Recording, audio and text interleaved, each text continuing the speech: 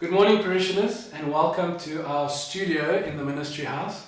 This is a new venture where we can do interviews, potentially Bible studies. And the first person I'm interviewing today is Diana Higgs, and she can talk a little bit about the Waterkloof can initiative that we started for the COVID situation that we find ourselves in and trying to reach out to the community. So welcome to our very first studio recording. And welcome, Diana. How are you doing? Yes, fine, and it's really wonderful to be in this space. And I just think this is going to be fabulous going forward, that we can have any number of different things in this space. And as you can see, we're not masked right now. We have our masks, but we're spaced here, and it's lovely. And John's got all sorts of ideas how to do different sound things here, and it's really good to be in this space with John. So let's talk about CAN. All right. So first of all, welcome to you all. Diana, where did CAN start? How did the whole initiative start? Where did this whole thing come? Let's talk a little bit about the history and where did it start for us at St. Francis? John, I've forgotten all the timelines now. One day, as we know, just sort of rolls into the next around here. I don't even know at what day we are even on, 100 and something or the other since we started this process.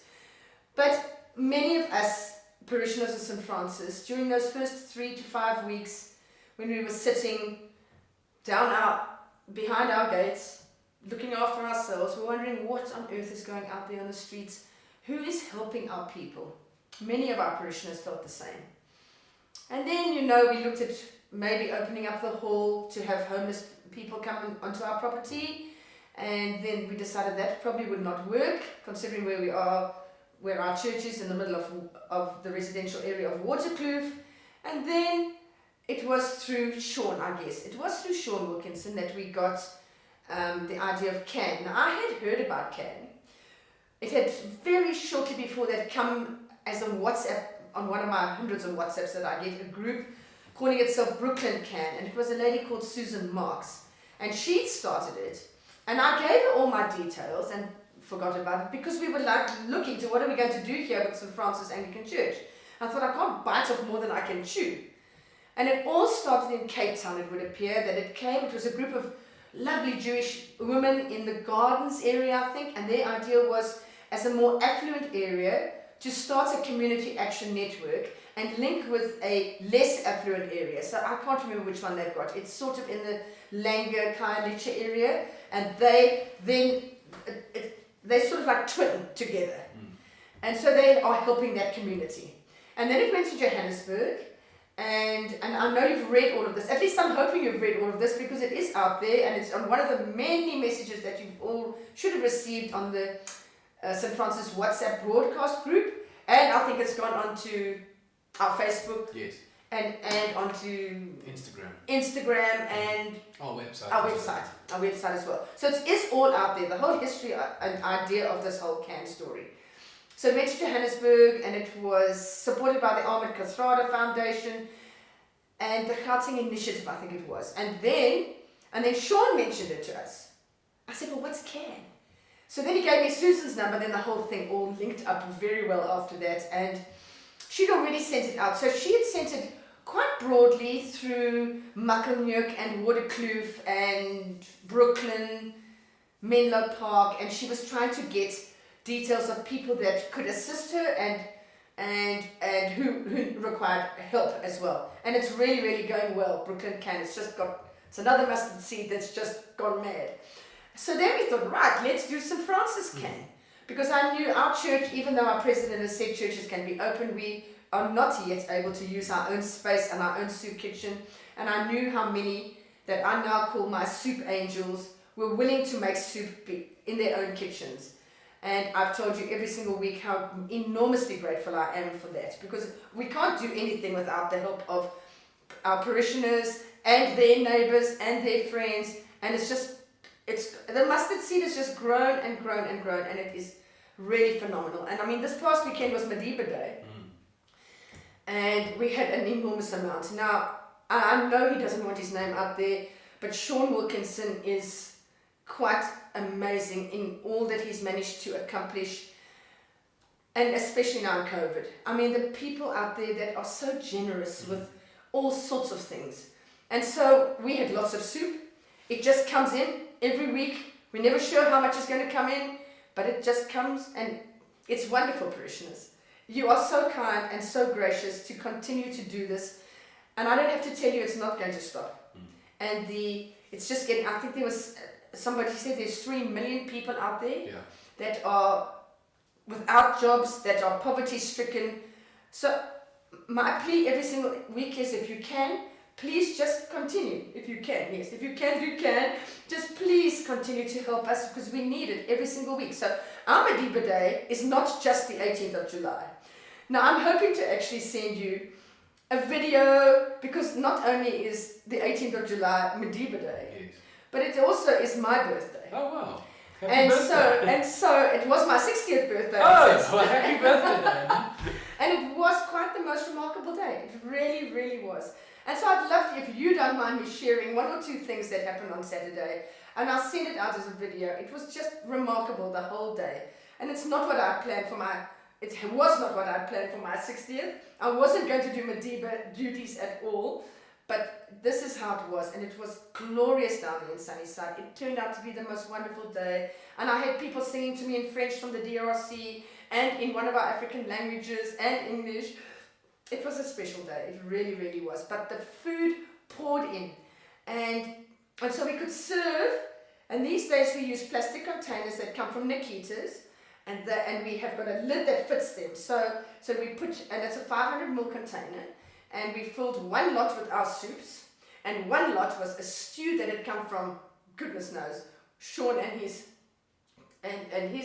community, who just support us every single week. And the bread had poured in, and there were pockets of oranges, and we handed out blankets, and it's just the most superb initiative. And we have got some of our parishioners joined us as well, and that was just wonderful. And I'm going to leave the guesswork up to you behind the mask to see if you know who was joining us. I'm not going to say anything about who was there, but it is just a wonderful, wonderful, wonderful initiative. And to you lot, my soup angels, my blanket angels, my every other angel, I gratefully thank you. Awesome. So Diana, when can people drop off the blankets? We've sort of said that the parish centre is open, and David, who is just beyond the most wonderful person, I'm telling you, I can't do any of this without him. Oscar, as I've told you, is away. He's got about another 10 days to go, then he'll be back, and then David will take another little break and go home. But the 2 guys are here, and we've said 10 to 11 weekdays, but if you can't make that, well, then call them, and the numbers are out there.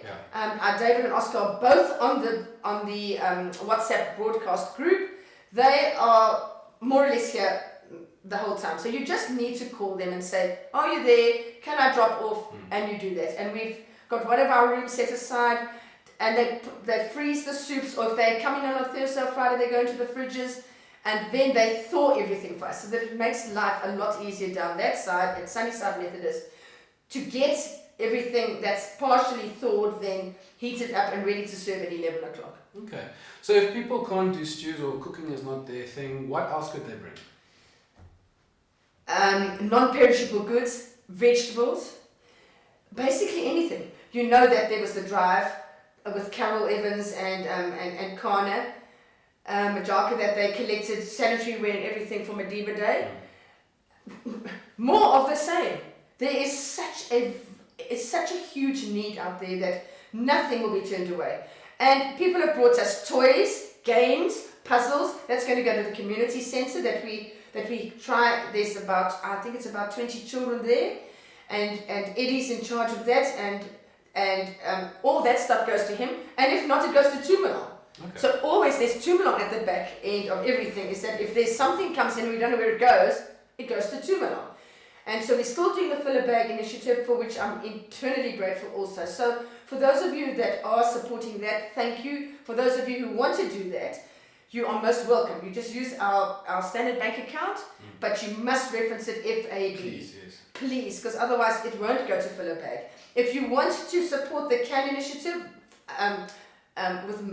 financially, then you please put CAN afterwards so that we know where it's going to go. So you can do that.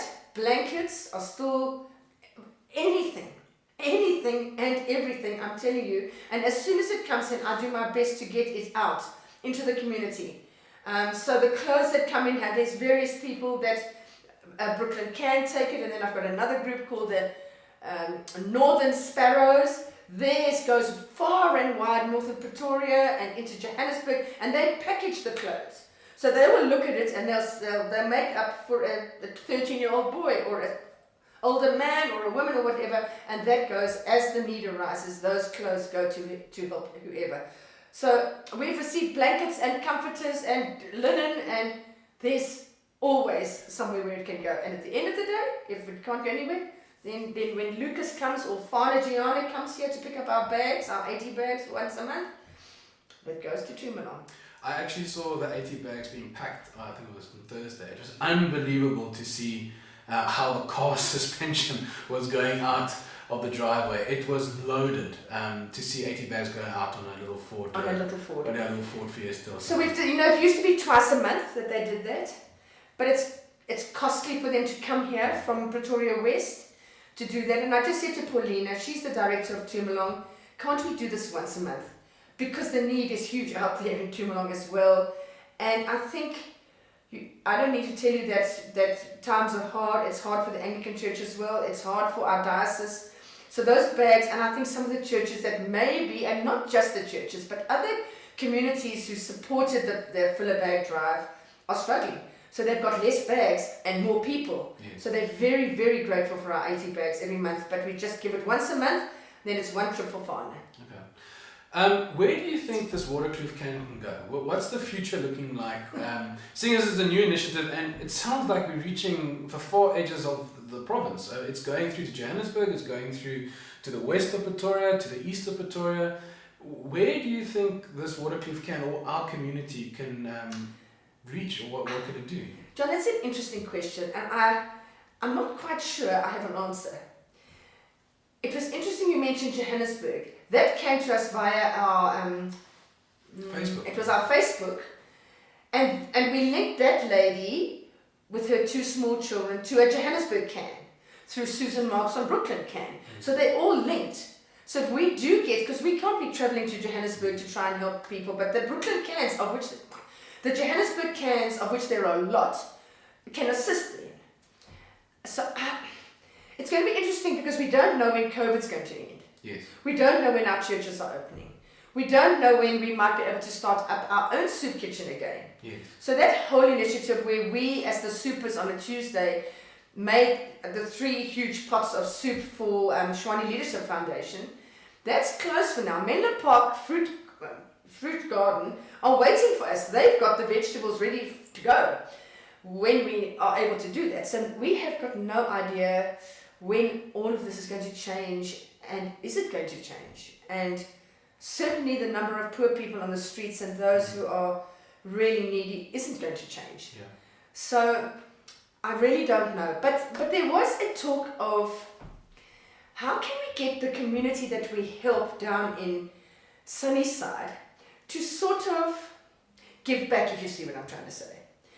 And I have to say my one slight concern is the litter that lies around in Sunnyside, around the parks. And you know, our containers, as good as they are, when we serve our soup, because it doesn't leak and it's not polystyrene and it doesn't fall and collapse, but the containers are lying all over the place. So there was a thought by a few people to get our community of people that we help and serve, to maybe hand them a black bag. I don't know how this is going to work, and I'm putting it out there now for the first time, to collect in their area the trash, to clean up the areas so that we can start to be proud of our community and where we are. Doesn't matter who we are, but we, you know, to live with trash, you know, I think, and there was just that thought to do that, but that's a whole another thing. We haven't got there. It was just something that, because I can't stand trash. If anybody who knows me, ask my husband. The garage has got recycling all over it. Pretoria Boys High School gets all of that, and then I litter and Diana Higgs don't do well together. So I would love to clean up the area. I really would. And how to do it? It was almost like we wanted, when we were serving the soup and the beans and bread At a point in time, we tried to get our people that we helped to bring our bottle tops into us off the street, and that had limited success, I think. But to do something like that, to try and feed our people, but get them to do something in return, but that's something else. So, John, I don't have an answer here. So the sky's the limits. We can really we can. So, you know, and once we open our church, yes. Once the churches are allowed to be opened and used again, I don't know how it's going to work. Okay. It's all a mystery, and it's all an unknown for us right now. Where are we going with church and live streaming and virtual church and the space that we used to have? I don't know. Okay. So I think the question is, maybe you have some answers to this question. You can easily contact myself or Diana with some ideas. You can use the WhatsApp broadcast. I have the tablet or the church tablet that the messages come through. You can speak directly to or through that means of communication. The church offices aren't necessarily open, so nobody is here every now and again just to keep tabs on a few things. So rather use the WhatsApp broadcast. If you're not on it, please get hold of me or somebody who is on it, because that's the easiest way to communicate with us during this time. But if you have any ideas of taking the Waterkloof can further, or you have donations and you would like to bring them to the church, but you can't bring them during 10 and 11 on a weekday, get hold of us. We can always make a plan. And I think the sky's the limits. We have so many opportunities now to help those in need. And that's the nice thing about the Waterkloof. We have a facility like the Parish Centre or the hall where we can do all this. We have the space. And we're fortunate in that sense with regards to other parishes. So let's make use of this. And again, if you have any ideas, any queries, please talk to us.